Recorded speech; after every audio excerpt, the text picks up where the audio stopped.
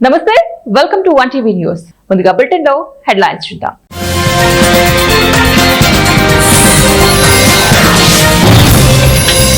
కక్ష సాధించాలంటే నన్ను ఏమైనా చేసుకోండి. టీవీకే అధ్యక్షుడు విజయ్.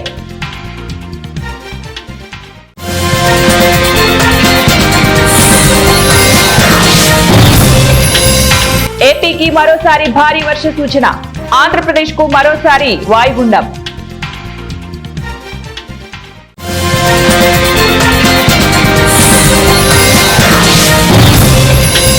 ఫిలిప్పీన్స్ లో భారీ భూకంపం, 26 మంది మృతి.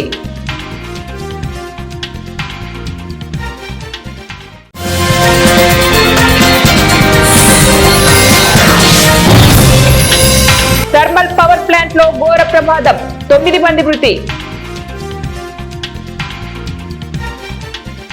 కక్ష సాధింపు చర్యలకు పాల్పడాలంటే తనను ఏమైనా చేసుకోవాలని, తన కేడర్ను విడిచిపెట్టాలని తమిళనాడు ప్రభుత్వానికి తమిళగల వెట్టికలగన్ అధ్యక్షుడు విజయ్ విజ్ఞప్తి చేశారు. కరూర్లో జరిగిన తొక్కిసలాట ఘటనపై 3 రోజుల తర్వాత విజయ్ ఒక వీడియో విడుదల చేశారు. తన జీవితంలో ఇంత వేదన ఎన్నడూ అనుభవించలేదని తెలిపారు. ప్రజలు చూపుతున్న ఆదరాభిమానాలకు రుణపడి ఉంటానని పేర్కొన్నారు. ప్రజల భద్రత విషయంలో రాజీ పడే ప్రసక్తి లేదని చెప్పారు. జరగకూడనిది జరిగిందని, ఘటన జరిగిన రోజున తాను అక్కడే ఉంటే పరిస్థితిని మరింత సమస్యాత్మకంగా మార్చేస్తారేమోనని చెన్నైకి వచ్చేసినట్లు వివరించారు. ఆంధ్రప్రదేశ్ లో బంగాళాఖాతంలో ఏర్పడిన అల్పపీడనం శుక్రవారం ఉదయానికి దక్షిణ ఒడిశా, ఉత్తరాంధ్ర తీరాలను దాటే అవకాశం ఉందని ఏపీ విపత్తుల నిర్వహణ సంస్థ తెలిపింది. మరోవైపు గుజరాత్ పరిసరాల్లో తీవ్ర అల్పపీడనం ఇవాళ అరేబియా సముద్రంలోకి ప్రవేశించనుందని అంచనా వేస్తున్నారు. అది వాయుగుండంగా బలపడే అవకాశం ఉంది. ఈ ప్రభావంతో రానున్న 2 రోజులు పలు ప్రాంతాలలో భారీ వర్షాలు కురుస్తాయని అంచనాలు వేస్తున్నారు. ఇవాళ పార్వతీపురం, మన్యం, అల్లూరి సీతారామరాజు, తూర్పు గోదావరి, ఏలూరు, కృష్ణా జిల్లాలలో భారీ వర్షాలు పడతాయని భావిస్తున్నారు. ఫిలిప్పీన్స్ మరోసారి ప్రకృతి ఆగ్రహానికి తాళలేక వణికిపోయింది. రిక్టర్ స్కేల్ పై 6.9 తీవ్రతతో స్తంభించిన భూకంపం దేశంలోని అనేక ప్రాంతాలను అతలాకుతలం చేసింది. తొలుత సునామీ హెచ్చరికలు జారీ చేసింది. అయితే సముద్రంలో పెద్ద ఎత్తున అలల కదలికలు కనిపించకపోవడంతో కొద్దిసేపటికి ఆ హెచ్చరికలను ఉపసంహరించుకుంది. ఎన్నోర్ థర్మల్ పవర్ ప్లాంట్ లో ఘోర ప్రమాదం జరిగింది. ప్రమాదంలో 9 మంది కార్మికులు ప్రాణాలు కోల్పోయారు. మరో 15 మందికి తీవ్రంగా గాయపడ్డారు.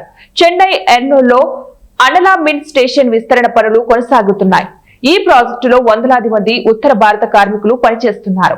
ఈ క్రమంలో మంగళవారం నిర్మాణ పనుల్లో భాగంగా నిర్మించిన స్లాబ్ కూలింది. ఈ ప్రమాదంలో 9 మంది కార్మికులు అక్కడికక్కడే మృతి చెందారు. పదుల సంఖ్యలో గాయపడ్డారు. గాయపడిన వారిని చెన్నై, రాయపురం స్టాన్లీ హాస్పిటల్ కి తరలించారు. వారిలో కొందరి పరిస్థితి విషమంగా ఉండటంతో ఆందోళన వ్యక్తమవుతోంది. ఈ విషాదకర ఘటన ఎన్నోర్లో తీవ్ర దిగ్భ్రాంతిని కలిగిస్తోంది. బద్వేల్ మున్సిపాలిటీ పరిధిలోని 2వ వార్డులో ఉన్న పాలెం దళిత వాడలను కమ్యూనిస్టు నాయకులు సందర్శించారు. అక్కడ అనేక సమస్యలు ఉన్నప్పటికీ మున్సిపాలిటీ అధికారులు ఏమాత్రం పట్టించుకోకపోవడం దారుణమని అన్నారు. కనీసం తాగడానికి నీళ్లు కూడా ఇవ్వడం లేదు. వీధి లైట్లు లేకపోవడంతో చిమ్మ చీకటిలో దళిత వాడలు ఉండటం బాధాకరమన్నారు. బద్వేలు పట్టణం 130 కోట్లతో అభివృద్ధి చేస్తున్నామని చెబుతున్న అధికారులు దళిత వాడలను పట్టించుకోకపోవడం దుర్మార్గమన్నారు. అయినా కూడా వీళ్ళని ఏమాత్రం పట్టించుకోవడం లేదు. మొత్తం 25,000 రూపాయలు వాటర్ ట్యాక్స్, అవుట్ ట్యాక్స్ కడితే మాత్రమే మీకు నీళ్ళు ఇస్తామని చెప్పి వీళ్ళ దగ్గర డబ్బులు దండుకొని పోయినటువంటి పరిస్థితి ఉంది. కానీ కమిషనర్ గారు ఏమాత్రం స్పందించడం లేదు. మేము ఒకటే చెప్తా ఉన్నాం, ఇవాళ బద్వేల్ మున్సిపాలిటీ బాగా అభివృద్ధి అయిందని చెప్పి చెప్తా ఉన్నారు. ఎక్కడ అభివృద్ధి అయిందని చెప్పి మేము అడుగుతా ఉన్నాం. ఆ అభివృద్ధికి దూరంగా ఉన్నటువంటి దళిత వాడలను మున్సిపాలిటీ అధికారులు పట్టించుకోవడం లేదు. కనీసం తాగడానికి నీళ్లు లేవు. నీళ్ళు ఇవ్వకపోగా మేము నీళ్ళు ఇస్తూ ఉన్నామని చెప్పి పన్నులు రాబట్టుకునేటువంటి పరిస్థితి ఇక్కడ ఉంది.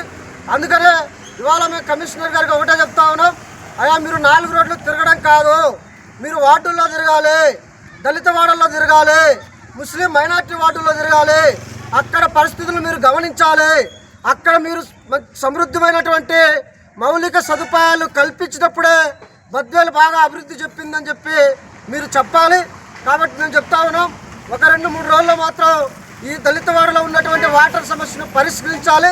లేని పక్షంలో మొత్తం అందరూ కూడా మున్సిపాలిటీ ఆఫీస్ దగ్గరికి వచ్చి వారి యొక్క నిరసన కార్యక్రమం తెలిపేటువంటి కృష్ణా జిల్లా అవనిగడ్డ ఎమ్మెల్యే మండలి బుద్ధా ప్రసాద్ మంగళవారం మోపిదేవి మండలం బొబ్బర్లంకలో పల్లపు ప్రాంతాలలో ముంపునకు గురైన అరటి, పసుపు, బంతి తోటలను పరిశీలించారు. రైతుల పంటల పరిస్థితిని ఎమ్మెల్యేకు వివరించారు. రైతుల వద్ద నుంచి పంటల వివరాలు సేకరించి నివేదిక రూపొందించాలని ఉద్యానవన శాఖ అధికారి ఎన్ రమేష్ కు సూచించారు. అనంతరం కొత్తపాలెంలో పల్లపు ప్రాంతాలలో నీట మునిగిన ఇళ్లను కూడా పరిశీలించారు. నియోజకవర్గ యువ నాయకుడు మండలి వెంకట్రామ్, సొసైటీ చైర్మన్ పూషడపు రత్నగోపాల్, మండల కోఆప్షన్ సభ్యులు రంగారావు, గ్రామ ప్రముఖులు దొప్పలపూడి జగదీష్ నాయకులు పాల్గొన్నారు.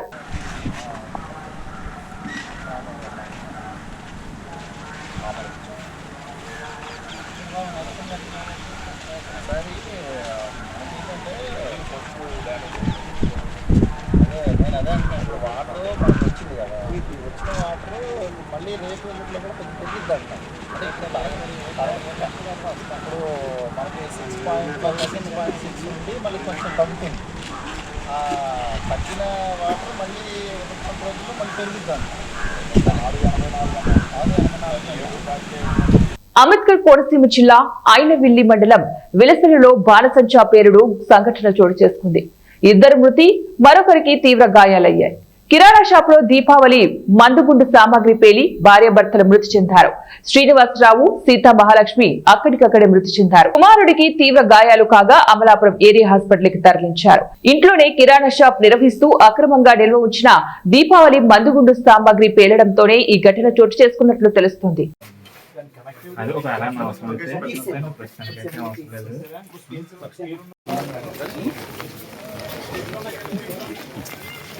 అనంతపురం జిల్లా కళ్యాణదుర్గం పట్టణంలో మోదీచోర్ గద్దెచోర్ అనే నినాదంతో కళ్యాణదుర్గం పట్టణంలోని టీ సర్కిల్ కూడలిలో కాంగ్రెస్ నియోజకవర్గ ఇన్ఛార్జి రాంభూపాల్ రెడ్డి ఆధ్వర్యంలో నియోజకవర్గ సీనియర్ కాంగ్రెస్ నాయకులు, కార్యకర్తలు సంతకాల సేకరణ చేపట్టారు.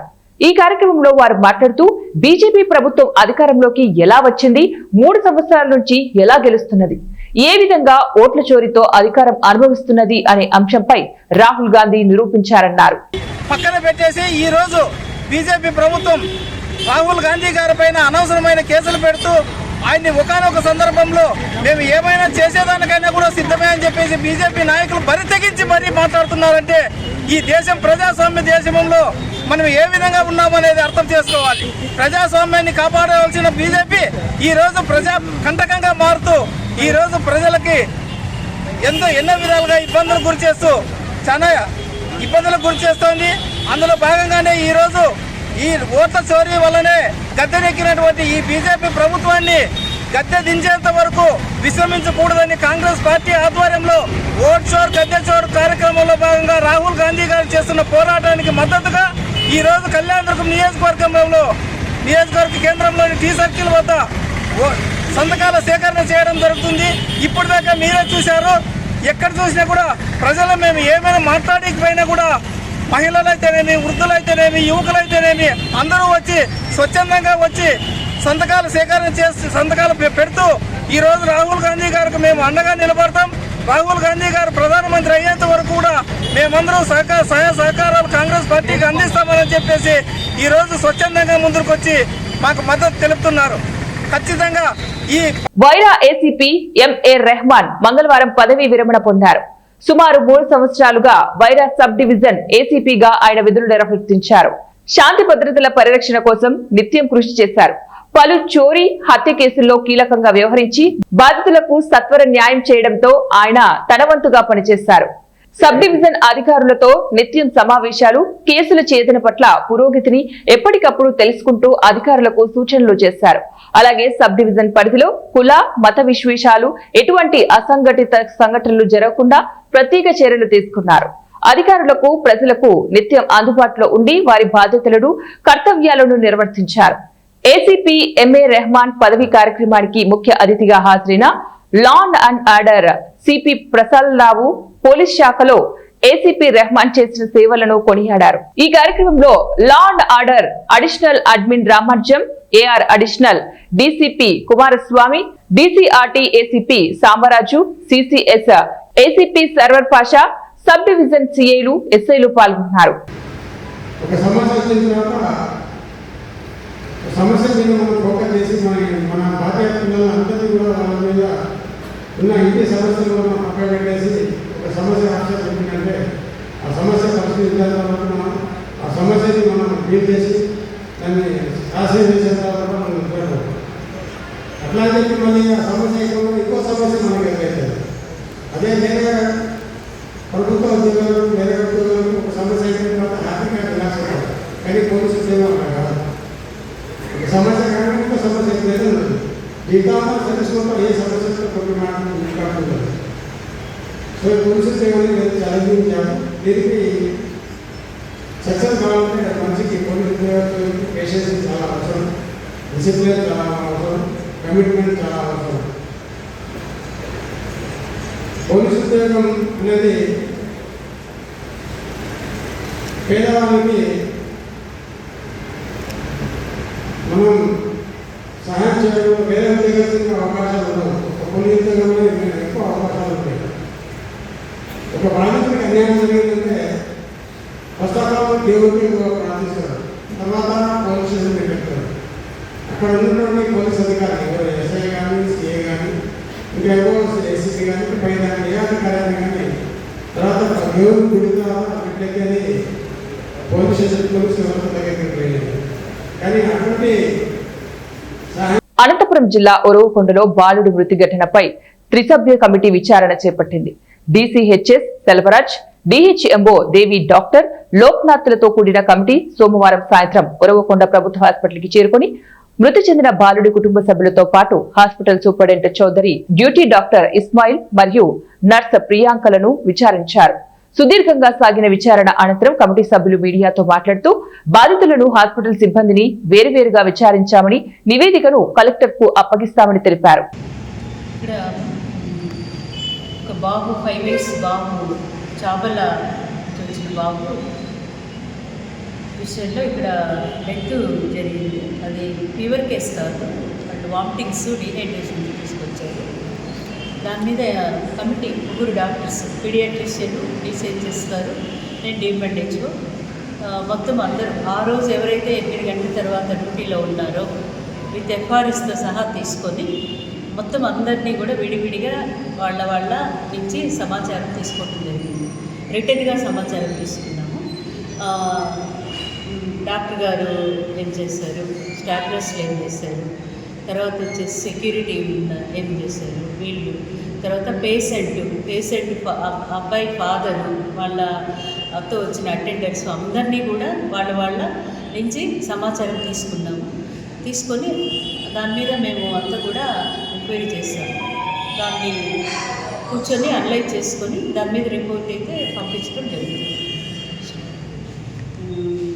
కమిషనర్ గారికి, తర్వాత కలెక్టర్ గారికి రిపోర్ట్ పంపించి ఎక్కడ గ్యాప్స్ ఉన్నాయి, డాక్టర్ ట్రీట్మెంట్లో గ్యాప్ ఉందా, స్టాఫ్ నర్స్ సర్వీస్లో గ్యాప్ ఉందా, లేదంటే పేషెంట్ డిలేగా తీసుకొచ్చారా, అన్ని సైడ్ల నుంచి ఆ గ్యాప్స్ ఏమున్నాయని ఐడెంటిఫై చేసి రిపోర్ట్ ఇవ్వడం జరుగుతుంది. దాని మీద చర్యలు సార్ చెప్తారు. ఆధ్యాత్మిక కేంద్రమైన పుట్టపర్తికి సత్యసాయిబాబా మహాసమాధి దర్శనార్థం దేశ విదేశీ భక్తులు సైతం పుట్టపర్తికి పెద్ద ఎత్తున వస్తూ ఉండటంతో వాటిని దృష్టిలో పెట్టుకుని కమిషన్ దాడులు చేపట్టారు. పుట్టపర్తి పట్టణంలోని ప్రధాన రహదారిని ఆనుకొని ఉన్న బేకరీలు, హోటళ్లు, కిరాణా షాపులలో దాడులు చేపట్టి ప్లాస్టిక్ వాడుతున్న వారికి హెచ్చరికలు జారీ చేశారు.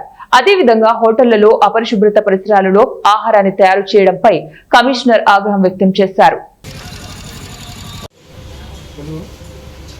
తెలుగే సార్ మనకు రాదు సార్. మంజు అప్లో చెప్పు సార్ అడుగుతారు. ముందు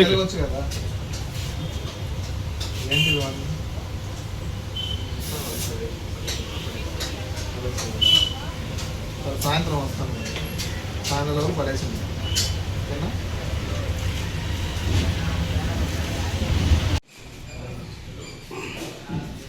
మన ఫ్రిడ్జ్లో ఏం పెట్టాలి సార్?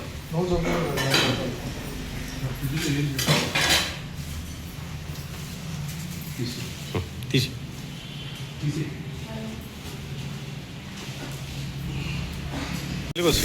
కవర్ తీసుకో, హ్యాండ్ కవర్ పెద్ద తీసుకో మంజు. కవర్ ఒకటి పెద్ద తీసుకో. ఆల్వాల్ బెంగాలీ సాంస్కృతిక్ సంఘ ఆధ్వర్యంలో లోతుకుంట సరస్వతి గార్డెన్ లో ఘనంగా సార్వజనిక ఉత్సవ కార్యక్రమాలను నిర్వహిస్తున్నారు. ఈ నెల 27 నుండి అక్టోబర్ 2 వరకు అమ్మవారికి ప్రత్యేక పూజలు నిర్వహిస్తున్నామని నిర్వాహకులు తెలిపారు. గత 32 ఏళ్లుగా ఈ ప్రాంతంలో ఉన్న బెంగాలీలంతా సంఘటితంగా కలిసి ఈ కార్యక్రమాలను చేసుకోవడం జరుగుతుందని తెలిపారు.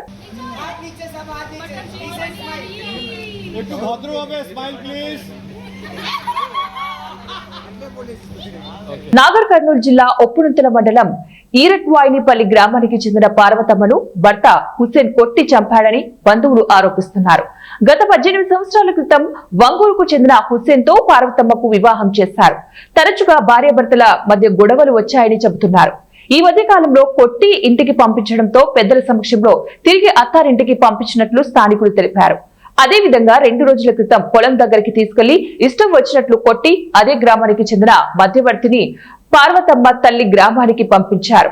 కుటుంబ సభ్యులు చికిత్స కోసం ప్రైవేట్ హాస్పిటల్లో చికిత్స అందించారు. ఒకేసారి నోటిలో నుంచి రక్తం రావడంతో 108 వాహనం ద్వారా అచ్చంపేట హాస్పిటల్ కి తరలించారు. అప్పటికే చనిపోయినట్లు నిర్ధారించిన వైద్యులు భర్త హుస్సేన్ ను కొట్టడంతోనే మా బిడ్డ చనిపోయిందంటూ బంధువులు ఆరోపణ చేస్తున్నారు. వీరిపై పోలీసులు విచారణ చేపట్టి కఠిన చర్యలు తీసుకోవాలని వారు డిమాండ్ చేశారు. ఇంతలో కట్టె తీసుకొని కొట్టిందంట, ములుకోల కట్టె తీసుకొని కొట్టిందంట. 3 గంటలప్పుడు చిలకల కొడితే ఆ నైట్ ఉన్నాక పొద్దుగాల మా ఇంటికి వచ్చింది సార్. అమ్మ వచ్చి 3 రోజులు అయ్యాలకి.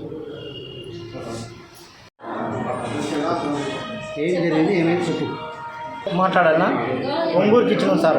ఒంగూరుకి ఇస్తే మా చెల్లె మాది ఇరటోనిపల్లి మన పండుగ కనిపోతే తిరిగి దిక్కల కొట్టి రోడ్డు మీద ఈడ్చింది సార్. 7 కాడికి ఈడ్చి పక్కల ఒకటి కొడితే మొత్తం లేవర్ రాకుండా ఇంటికి వచ్చి తీసుకుపోయి దాకానికి వచ్చి చూపించి జ్వరం మంచిగా మళ్ళీ రక్తం నోట్ల నుంచి ముక్కుల నుంచి బెడ్ వచ్చింది సార్. ఆడబిడ్డ ఇంటికి వెళ్ళిపోయి వేసింది. మళ్ళీ తోలుకొని నెమ్మడి ఇంటికి వచ్చే వరకు బలమైన పెట్టే వరకే పనం అయింది సార్.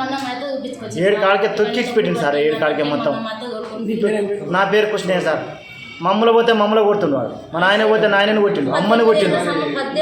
18 ఏళ్ళ పిల్లాడు అమ్మని పిలుస్తలేడు, ఏది పట్టించుకుంటలేరు మమ్మల్ని. కాంగ్రెస్ నాయకుల అరాచకాలు దౌర్జన్యాలు పెచ్చుమీరిపోయాయని ప్రధాన ప్రతిపక్షానికి చెందిన వారిపై అక్రమ కేసులు బనాయించి వేధింపులకు గురి చేస్తున్నారని BRS parliamentary party deputy leader Rajya Sabha సభ్యులు వద్దిరాజు రవిచంద్ర మండిపడ్డారు. అధికార పార్టీ నాయకుల ప్రోద్బలంతో పోలీసులు వేధింపులకు గురి చేయడంతో బానొత్తు రవి ఆత్మహత్యకు ప్రయత్నించడం జరిగిందన్నారు. ఎంపీ రవిచంద్ర, బీఆర్ఎస్ జిల్లా అధ్యక్షుడు ఎమ్మెల్సీ తాత మధు, మాజీ ఎమ్మెల్యే సండ్ర వెంకట వీరయ్య, కందాల ఉపేందర్ రెడ్డి, బానొత్తు చంద్రావతి, జెడ్పీ మాజీ చైర్మన్ లింగాల కమల్ రాజ్ తదితర నాయకులతో కలిసి ఖమ్మం తెలంగాణ భవన్ లో మంగళవారం విలేకరులతో మాట్లాడారు. జిల్లాకు చెందిన 3 మంత్రులు అభివృద్ధిపై దృష్టి సారించకుండా ప్రధాన పక్షానికి చెందినటువంటి నాయకులను రాజకీయంగా అణిచివేయాలని ప్రయత్నిస్తున్నారని ఎంపీ రవిచంద్ర ఆగ్రహం వ్యక్తం చేశారు. మీరు గుర్తుపెట్టుకోండి, దీని మీద యాక్షన్ కనుక మీరు సిపి గారు తక్షణమే తీసుకోకపోతే మా పాలె ఉపేందర్ రెడ్డి గారు చెప్పినట్టు కార్యాచరణ ప్రకటించేశారు. ఆల్రెడీ వెంకటవీరయ్య గారు కూడా చెప్పారు. ఎందుకంటే శాంతి భద్రతలకు నష్టం వాటిల్లోద్దనే ఉద్దేశంతో మీ దగ్గర కూడా ఇప్పుడు మేము రాబోతున్నాం. సిపి గారికి కూడా పోయి కలిసి రిప్రజెంటేషన్ ఇచ్చి వారికి కూడా కొంత సమయం ఇచ్చి ఆ సమయంలో కూడా వారు యాక్షన్ తీసుకోకపోతే ఖచ్చితంగా కూడా ఈ ఉమ్మడి జిల్లాలో బీఆర్ఎస్ పార్టీ సంఘటితంగా పోరాటం చేస్తుంది, ఎదుర్కొంటుంది. ఖచ్చితంగా కూడా మేము ధర్నాలు చేస్తామా, ముట్టడి చేస్తామా, కార్యాచరణ త్వరలో ప్రకటిస్తాం. ఇది మాత్రం మంచి పద్ధతి కాదు. ఇక్కడే కాకుండా ఈ రాష్ట్రం మొత్తం ఇదే ప్రక్రియ చేస్తున్నారు. ఈ జిల్లాలో ప్రశాంతంగా ఉంటుంది అనుకో, 3 మంత్రులు ఉన్నారు, బ్రహ్మాండంగా డెవలప్మెంట్ అవుతుంది అనుకుంటే అభివృద్ధి పక్కకు పెట్టేసి ఓన్లీ బీఆర్ఎస్ పార్టీ కార్యకర్తల మీద దాడులే లేఖంగా పెట్టుకున్నారు. దీన్ని తెలంగాణ రాష్ట్రం ఇక్కడ ఉన్న ప్రజలందరూ కూడా చూస్తున్నారు. దీన్ని ఖచ్చితంగా రాబోయే స్థానిక సంస్థల ఎన్నికల్లోనే మా పార్టీ కొంచెం సంస్కారం మంచితనం అనేది అడ్డం వస్తుంది. మనం ఎందుకంటే వాళ్ళు చేసేదాన్ని మనం ఏది పెడితే చేయకూడదు అనేది మా ఇంటెన్షన్. మీకు ఒక్క నిమిషం వాళ్ళది వినిపిస్తారు చూడండి.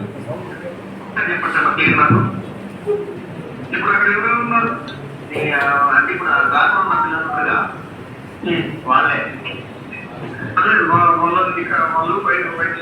వాళ్ళు కలవడానికి కొంచెం జరిగిందని చెప్పేసి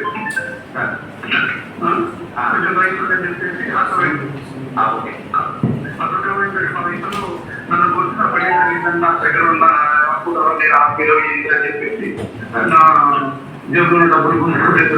మా ఫ్రెండ్స్ ఏంటంటే వాళ్ళు వచ్చి పారిపోయాను. ఓకే, అక్కడ మా ఫ్రెండ్స్ అక్కడ ఉంది. నన్ను రావాలిగా నేను అందరినీ 10 గంటలు వేస్తాక అక్కడ పనులు నీకు వయసు పట్ట దాంట్లో రోడ్డు మీద పట్టి పెట్టి దాని మీద వేసుకుని తాగుతున్నాడు. నా దగ్గర నా కొద్దిగా అయ్యేసరికి నన్ను దీంట్లో సేవింగ్ చేసి కొట్టి నా దగ్గర డబ్బులు ఇవ్వడం అనుకుంటూ నా జీవితంలో ఉన్న డబ్బులు 2400 ముందుకొని ఇష్టం వచ్చినట్లు కొట్టి నేను అరణ్యంలో అక్కడ మా స్నేహితులు వస్తున్నారు. అక్కడికి వచ్చేసరికి బైక్ తీసుకొని పారిపోయింది. నేను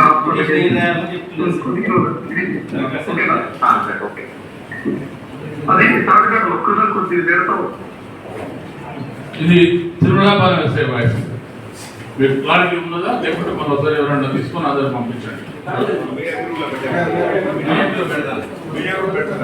చూడండి ఒకసారి ఇట్లా చేయొచ్చునా? శ్రీశైలంలో దసరా మహోత్సవాలు వైభవంగా జరుగుతున్నాయి. 9వ రోజు సిద్ధిదాయిని అలంకారంలో భక్తులకు దర్శనమిచ్చారు. అమ్మవారి ఆలయ ప్రాంగణం బయట ఏర్పాటు చేసిన ప్రత్యేక వేదికపై సిద్ధిదాయిని అలంకారంలో ఉన్న అమ్మవారికి పలు రకాల పూలతో అలంకరించి బిల్వధరాలతో శాస్త్రోక్తంగా ఆలయ అర్చకులు, వేద పండితులు వేద మంత్రాలతో మంగళ వాయిద్యాల నడుమ సుగంధ ద్రవ్యాలతో ధూపదీప నైవేద్యాలతో పూజించి మంగళహారతులు ఇచ్చారు. శ్రీ బ్రహ్మరాంబికాదేవి సిద్ధిదాయిని అలంకారంలో, అలాగే మల్లికార్జున స్వామి అమ్మవారు కైలాస వాహనంపై ఆసీనులను చేసి ప్రత్యేక పూజలు చేసి కర్పూర హారతులు ఇచ్చారు. అనంతరం వైభవంగా గ్రామోత్సవానికి బయలుదేరగా ఉత్సవమూర్తుల సాంప్రదాయ నృత్యం, నాట్యాల నడుమ శ్రీ స్వామి అమ్మవార్లు గ్రామోత్సవంగా విహరించగా, గ్రామోత్సవంగా కదిలి వస్తున్న శ్రీ స్వామి అమ్మవార్లను భక్తులు దర్శించుకుని కర్పూర నీరాజనాలు అర్పించారు.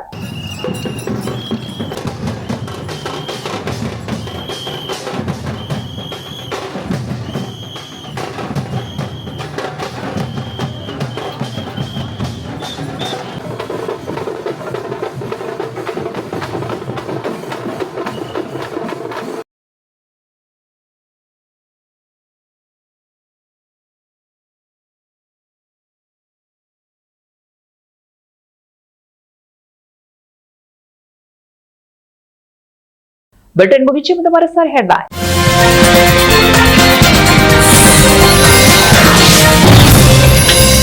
కక్ష సాధించాలంటే నన్ను ఏమైనా చేసుకోండి. టీవీకే అధ్యక్షుడు విజయ్.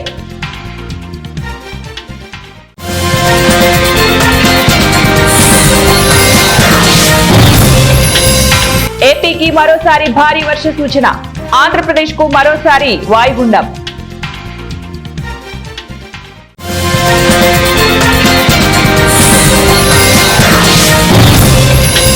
ఫిలిప్పీన్స్ లో భారీ భూకంపం, 26 మంది మృతి.